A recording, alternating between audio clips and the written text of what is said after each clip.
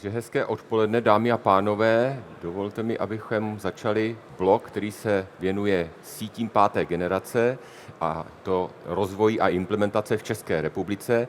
A je mi velkým potěšením tady přivítat vzácné řečníky, které se zabývají sítěmi páté generace, ale i také sítěmi šesté generace, protože tady máme zástupce akademické sféry. Takže mi dovolte přivítat pana ředitele Vosku z Českého telekomunikačního úřadu, ředitele sekce regulace. Po mé levici sedí pan docent Vondráška, je vedoucím katedry telekomunikací Elektrotechnické fakulty ČVUT v Praze. Dobrý den. A po pravici mám zástupce mobilních operátorů, a to pana Hirše, kterým je vedoucím průmyslu 4.0 společnosti T-Mobile. Dobrý den. Dobrý den. A pana Hozáka ze společnosti O2, manažera segmentu. Dobrý den. Zabývající se mimo jiné slicingem. Mé jméno je Petr Vítek a jsem tajemníkem 5G aliance na Ministerstvu průmyslu a obchodu. Chtěl bych říct, že tady máme vlastně část 5G aliance, protože tam máme zástupce mobilních operátorů, regulátora a akademické sféry a tato aliance existuje od roku 2020 a je na Ministerstvu průmyslu a obchodu s dalšími aktivitami, včetně strategie 5G v České republice schválené vládou, jakoby implementačním platformou, která implementuje nové komunikační systémy a prostředky v České republice.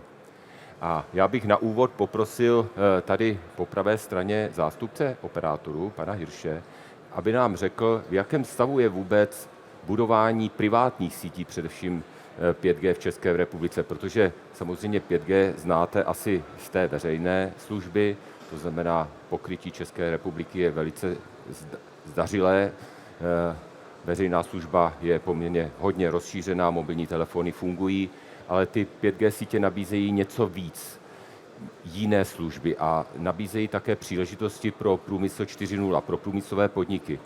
A poprosil bych ho tedy krátce, aby nám řekl, v jakém stavu jsou tyto sítě a budování vůbec těch privátních sítí v České republice. Děkuji. Já si myslím, že implementace privátních 5G sítí se začíná poslední dobou poměrně významně zrychlovat. Pokud si vzpomenete, když jsme se bavili o implementaci privátních 5G sítí před rokem, před 2, bavili jsme se o prvních testech, o prvních proof of conceptech, které implementovaly zejména větší společnosti, ale už se objevily i menší společnosti právě díky různým programům, které běžely v rámci Ministerstva průmyslu a obchodu.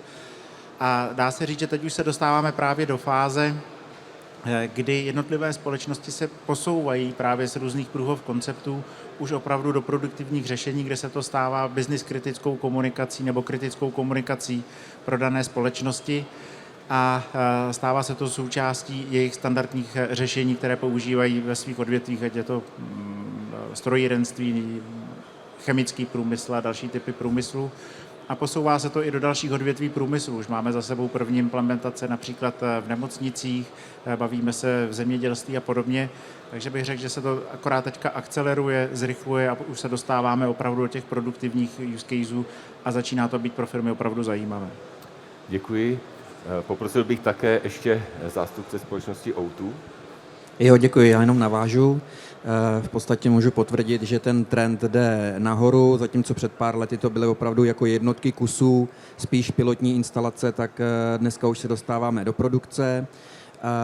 Kromě zmíněných nemocnic zemědělství bych zmínil i třeba armádu České republiky, s kterou aktivně spolupracujeme a už se to tam dostává na patřičné místa, privátní sítě tam mají velké využití.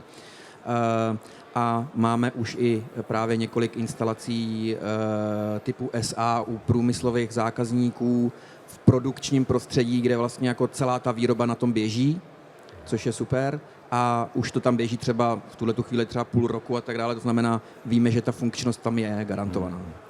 Chtěl bych se ještě zeptat na jednu otázku. Máte dostatek spektra pro ty potřeby toho průmyslu?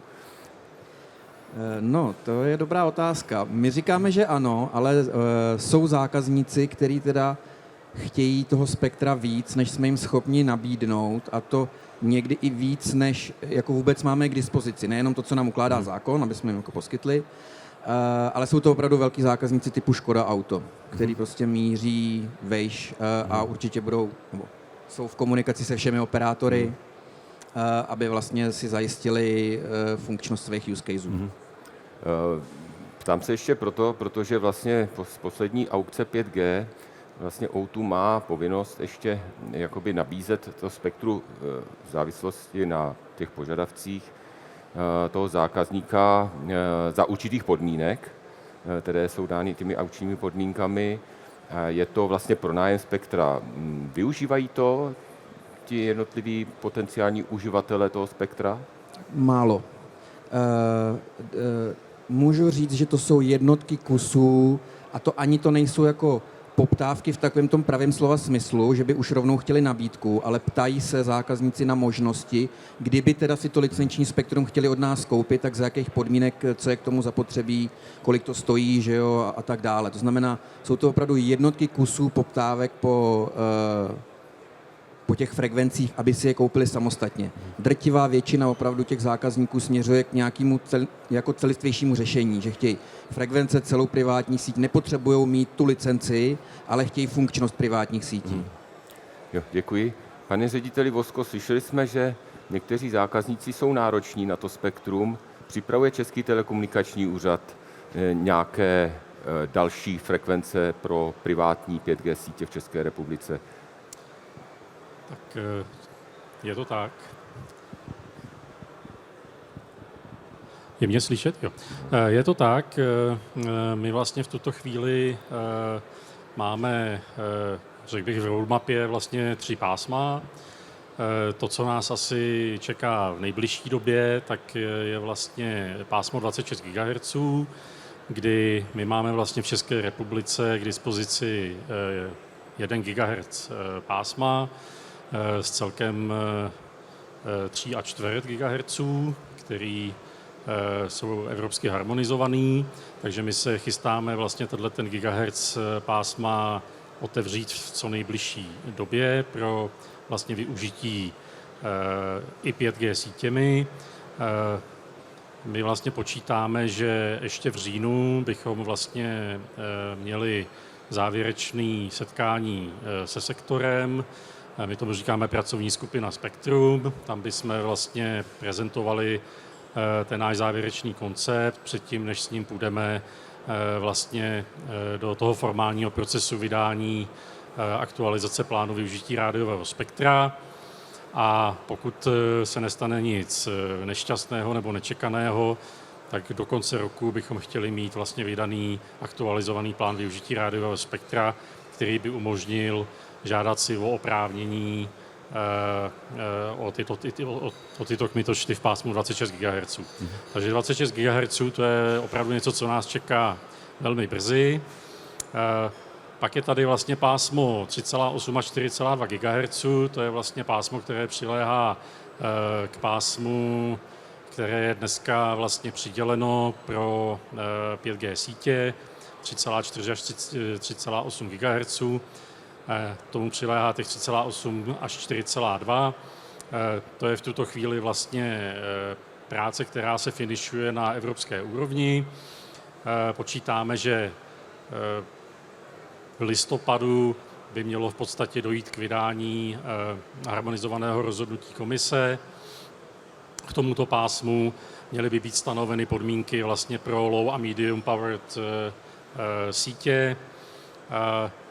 My počítáme, že vlastně v příštím roce bychom přistoupili k tomu, že bychom zase vydali vlastně novelizace plánu využití rádiového spektra a otevřeli bychom právě pro privátní sítě optimálně těchto 3 část tohohle pásma. To pásmo je samozřejmě v tuto chvíli nějakým způsobem využíváno, čili my musíme se analyzovat, kolik toho pásma jsme schopni v podstatě nějakým způsobem v krátké době uvolnit, ale počítáme, že příští rok bychom minimálně část toho pásma v podstatě zase vlastně poskytli uživatelům kmitočtů pro ty low a medium powered aplikace.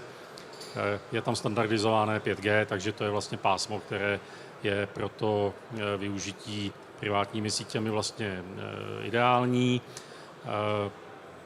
Zároveň bych tímto chtěl vlastně vyzvat potenciální zájemce o to pásmo, aby když tak sledovali vlastně, co se bude dít a případně zase v rámci pracovní skupiny Spektrum nebo v rámci konzultací úřadu vlastně říkali úřadu, pokud mají o toto pásmo zájem a jakým způsobem by ho rádi využívali, abychom my tyhle vlastně vstupy mohli pak využít vlastně pro přípravu toho PVRS příští rok. Takže to je to, co nás vlastně čeká na státní správu velmi, velmi krátké budoucnosti. Pak je tady vlastně pásmo takzvané upper 6 GHz, to je vlastně pásmo zhruba od 5500 do 6000 GHz. Tam v tuto chvíli vlastně finišuje práce RSPG, což je vlastně Radio Spectrum Policy Group na úrovni Evropské unie. Řeší se tam vlastně budoucnost harmonizovaná tohoto pásma v rámci EU.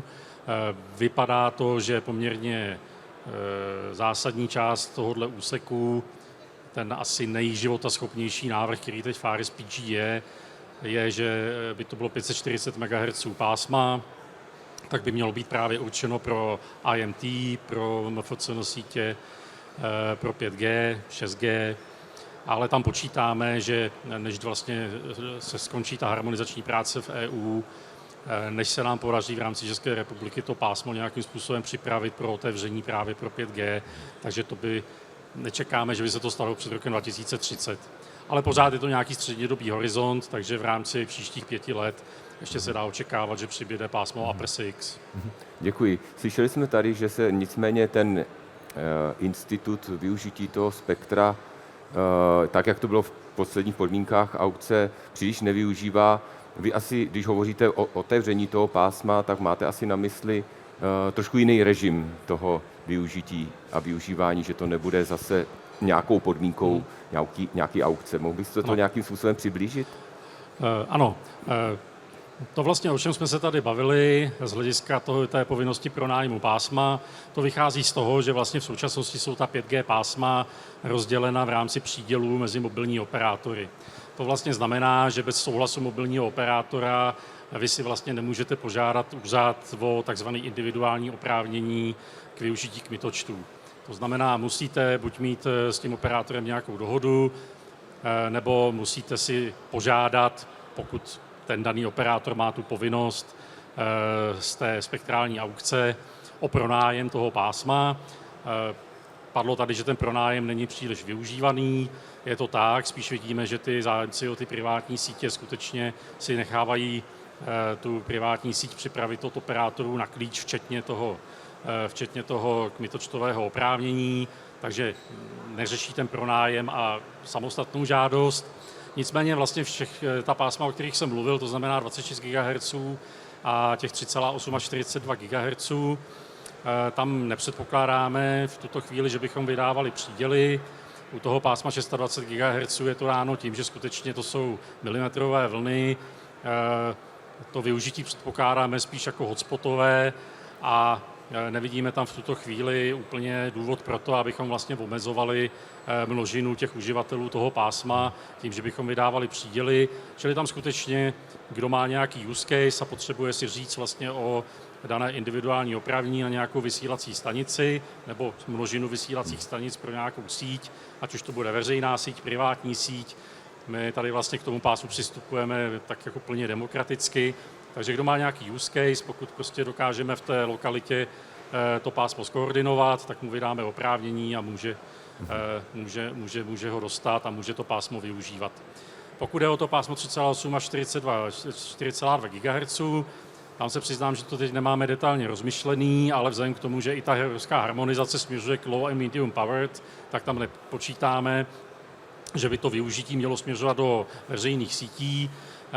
Je to právě využití spíš privátními a lokálními sítěmi, takže jako předbíhám, ještě nemáme ani nějaký koncept uvnitř úřadu, ale v tuto chvíli nepředpokládám, že bychom tam vůbec zvažovali příděly, čili zase to bude prostě pásmo, jako každé jiné, čili pokud je tu nějaký zájemce o využití a úřad dokáže vlastně tu žádost o to vydání toho individuálního oprávnění skoordinovat, tak úřad to individuální oprávnění vydá. Dobře, děkuji za upřesnění. Zmínil jste, pane řediteli, 6G a to je krásně tady ten pomyslný most na pana docenta Vondráčku. Otázka, která zní a souvisí právě s novými standardy a samozřejmě nelze si nevšimnout, že ČVUT pod vaším vedení má 6G laboratoř. Mohl byste nám přiblížit, co nás jako čeká do budoucna v oblasti nových mobilních sítí? Tak já bych možná navázal na tu otázku spektra. Dobře. Tam bych jenom možná dodal, že až tady bude 6G, že zároveň zřejmě dospěje se ještě ke mezinárodní koordinaci pásma 42 GHz, který přibyde.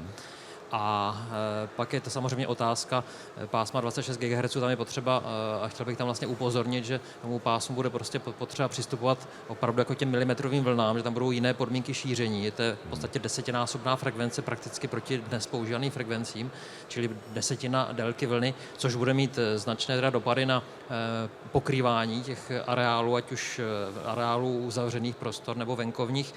No a na druhou stranu to bude mít dopad na to, že bude možná využívat nových služeb, třeba takzvaného sensingu, v podstatě jako určování, daleko přesnější určování polohy, a nejenom určování polohy, ale vlastně jakoby monitorování nějakého prostoru, jakoby radarově nebo lidarově, něco na ten způsob. No a ohledně dalších standardů, dalších frekvencí, tak počítá se, že se otevřou pásma nad 100 GHz, jo? Takže aby jsme dokázali potom, což jsou ambice právě 6G sítí, dosáhnout rychlostí řádově třeba až 100 gigabitů za sekundu na jeden nějaký radiový bod, nějakou základnou stanici, tak se musíme dostat zase k mitoštově výš na šířky pásma daleko širší, než jsou dneska, jednotky GHz až desítky GHz, a musíme teda jít mitoštově daleko zase výš. Ale to už hovoříme opravdu o horizontu někdy mezi roky 2030 až 2040. Ohledně dalších funkcí vedle toho sensingu, tak ty 6G sítě mají umožnit daleko hustší samozřejmě zařízení nebo množství zařízení v nějakých areálech. Co se týče samozřejmě přenosových rychlostí, snížení zpoždění, tyhle ty vlastně běžné vlastnosti, které se vždycky předpokládají, že ta další generace bude mít lepší. No a co patří do takové možná říše snů, nebo možná science fiction se někomu může zdát, ale internet věcí, v podstatě senzory, které budou bez napájení, využívat energie harvestingu a vlastně energie z těch radových vln, něco jako jsou dneska vlastně nějaké ty RFID čipy, tak v podstatě je to jedna z takových vizí, jeden z cílů, co by mělo vlastně umožnit ta standardizace těch sítí 6G tímhle způsobem vlastně v rámci zejména těch průmyslových podniků hal, takovýhle vlastně způsob komunikace, že ta stejná infrastruktura, která dělá tu běžnou, řekněme, komunikaci, bude dělat i to monitorování, ten sensing, a zároveň i komunikaci s těmito vlastně pasivními tagy, bych tak řekl, jo, nebo pasivními senzory. To je velice zajímavá perspektiva. Já se teď tady obrátím na pány od mobilních operátorů. Nejprve se zeptám, jestli vás uspokojilo také to, že bude více spektra pro privátní průmyslové sítě. Jo, já myslím, že to je zcela v pořádku, že to je dobrý vývoj. A pak tedy ještě ta věc, která se týká, bych si asi vypíchnul jenom tu věc přesnější určování polohy, protože to si myslím, že bylo vždycky jako velkým požadavkem průmyslových podniků, že když měli nějaký dejme tomu AGV systém nebo něco takového, a ta přesnost toho určování polohy byla docela zásadním tématem, tak jestli tedy to povede k tomu, že se využije tato technologie, to znamená milimetrových vln, anebo to bude v kombinaci nějakých dalších technologií. Viděli jsme tady na stánku také ve spolupráci s vaším konkurentem, teda T-Mobile, Robopsa, který byl vybaven snímací technologií, byla tam kamera 360 stupňová, ale byl tam taky ten LiDAR, který už přece jenom vede k tomu, že se dá využít pro přesnější určování polohy. Kde vidíte tu budoucnost toho, abyste dosáhli těchto parametrů?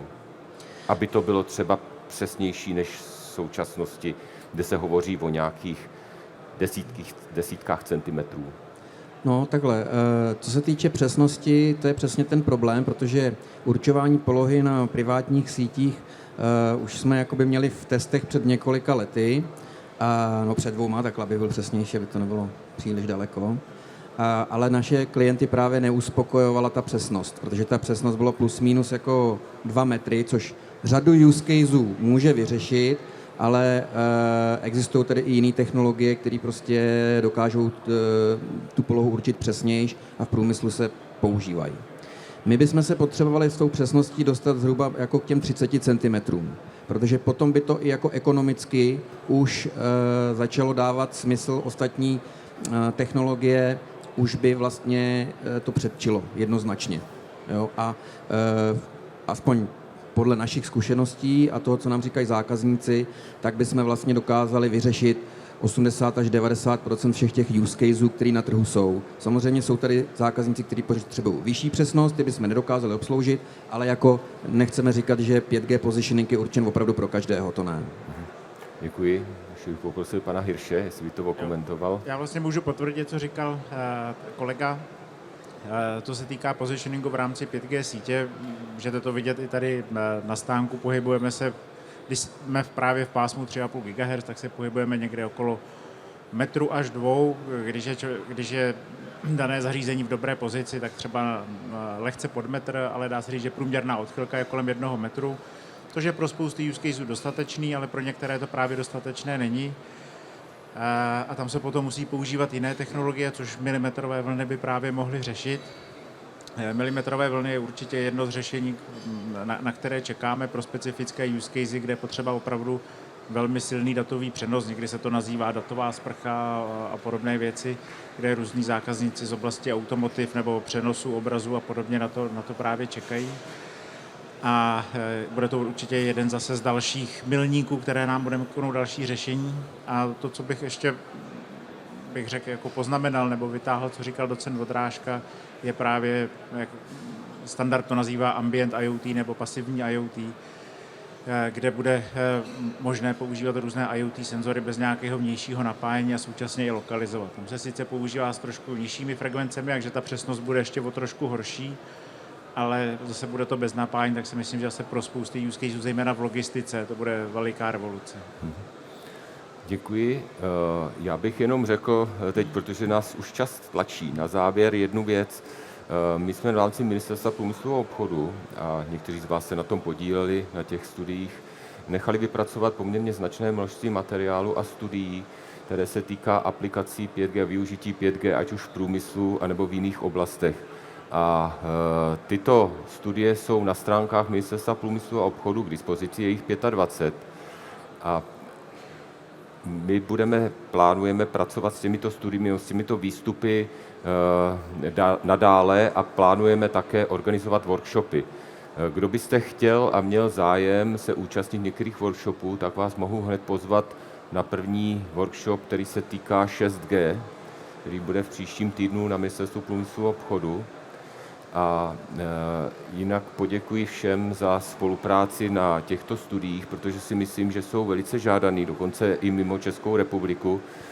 Dostávali jsme požadavky na překlady těch studií do angličtiny, čili je o to veliký zájem. A ještě bych měl jednu poznámku.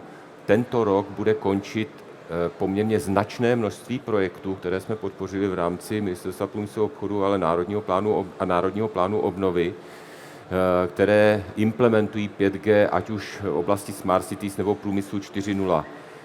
Tyto výstupy opět budou k dispozici veřejnosti pro možnost seznámení se s těmito referenčními aplikacemi, čili vás srdečně zvu taky na další ročník studentského veletrhu, kde se budeme právě povídat o těchto výstupech. Takže moc děkuji za vaši účast v tomto panelu, jmenovitě panu řediteli Voskovi z Českého telekomunikačního úřadu, panu docentu Vodrážkovi z ČVUT Elektrotechnické fakulty, panu Hiršovi ze společnosti T-Mobile a panu Hozákovi ze společnosti O2. A děkuji vám za pozornost a nyní končíme tento panel.